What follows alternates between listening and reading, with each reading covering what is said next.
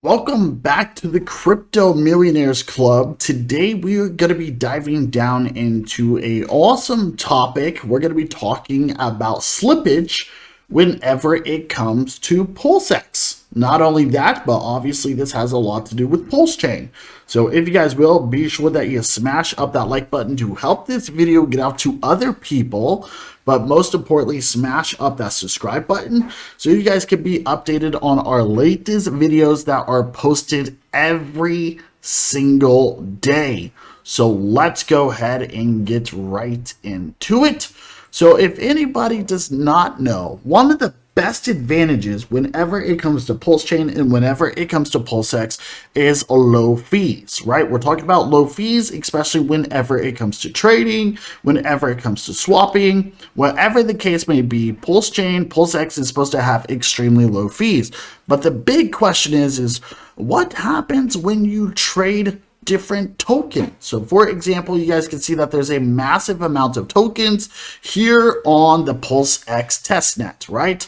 So the one thing I want to talk about is going to be slippage. If anybody does not know how to use PancakeSwap, there's always seems like there's a project out there where you have to set your slippage at a minimum of like 10 to 15%. Like, it's absolutely crazy. So today we're going to go ahead and go through this really quick, and I wanted to explain how you guys can do this. So we're going to go ahead and connect our MetaMask wallet. There's nothing in here, but I want to go ahead and just connect it, and then we're going to go to slippage. So you guys can see right up here that we have this little axle or clog, whatever you'd like to call it, and we are going to click on it.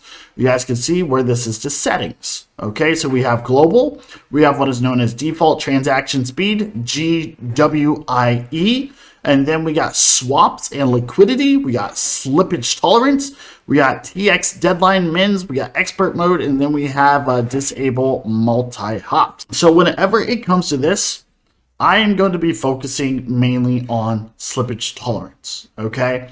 So most projects that we have seen, I'm pretty sure everyone else knows this, especially for PancakeSwap, you guys will see that the slippage tolerance is absolutely crazy. Why is this? Well, it has to do with the lack of liquidity.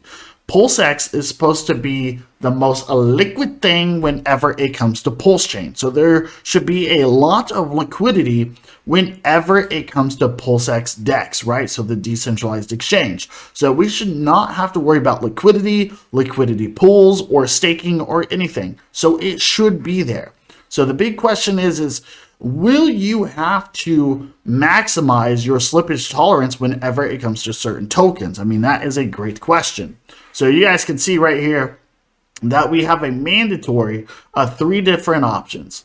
We got 0.01. You guys can see that it states right here, okay, your transaction may fail. At 0.1, it states that your transaction may fail. If we scroll here, 0.5, there's no information here, which is good, And then we have another one right here, which is 1.0, all right? So it seems like the lowest slippage tolerance may not be the best here, but if we can get slippage whenever it comes to tokens at 0.5 or 1.0, that will absolutely dominate whenever it comes to, say, PancakeSwap, Uniswap, QuickSwap, whatever type of swap out there. So the fact that we can change the slippage tolerance here obviously is important, but will you have to change it to, say, I don't know, 20, 15%? Will you have to do any of that? That is the big question here, okay? So my own personal opinion is I'm going to say no, because you guys can see right here I'm putting in 15%. It states that your transaction may be front run. This is not going to happen, you guys. PulseX will have so much liquidity, right? For example, this is testnet. PulseX should have so much liquidity, especially whenever it comes to their pools and everything else, that we should not have to worry about this. Okay, so if any token, I'm just going to tell you guys right now, any token that ends up on PulseDex, right, or PulseX DEX, whatever you want to call it, and if they say that you need to have a swap or slippage at, say, 15-20%, there's almost a good chance that it's not true, right? There's a good chance that, one, it's going to be front run. Two, you're going to be wasting a lot of money on a project that's probably no good. That is just my own personal opinion.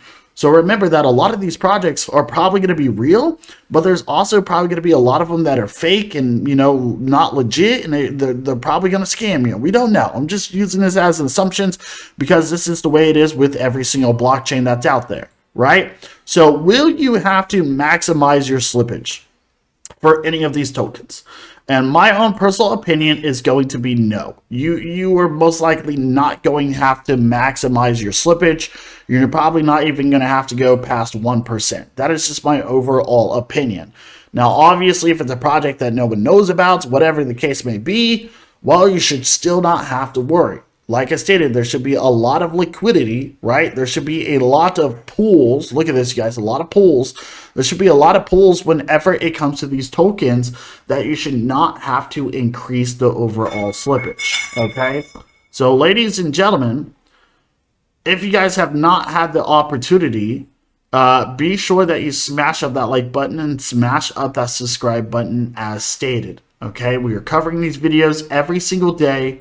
But yeah, this is what we got. This is what we got, okay? So whenever it comes to PulseX, whenever it comes to Pulse Chain, I mean, it's going to solve the problem whenever it comes to slippage. And this is all going to be solved based off of liquidity, all right? So leave some comments down below and just tell us, what do you guys think? I mean, do you guys agree with me? I mean, whenever it comes to your MetaMask, do you guys think it's going to say that you need to pay high fees? Do you think that's going to happen? Because me, I don't think so, you guys. I don't think you're going to have to worry about high fees. The fees should be super cheap along with the liquidity. So you should not have to worry about the slippage. You should not have to worry about high gas fees. You should be able to get a price at exactly what it is worth. All right, so there's going to be no front running. There's going to be no under shortage or anything like that whenever it comes to PulseX. Okay, so ladies and gentlemen, as stated, smash up that like button to help this video get out to other people, but most importantly, smash up that subscribe button, okay? We're covering Pulse Chain, we're covering PulseX, we're covering Hex almost every single day. We want you guys to be part of the community. Very, very, very important. All right, now if you guys have any questions, leave them down below to the downside. If you guys have any additional videos that you would like us to make, then please let us know. All right, so there's a lot here, you guys. We're just waiting patiently. We're waiting patiently for the launch. That is what we need. We need the launch. So the mainnet launch probably going to be, my own personal opinion, probably going to be a couple more months.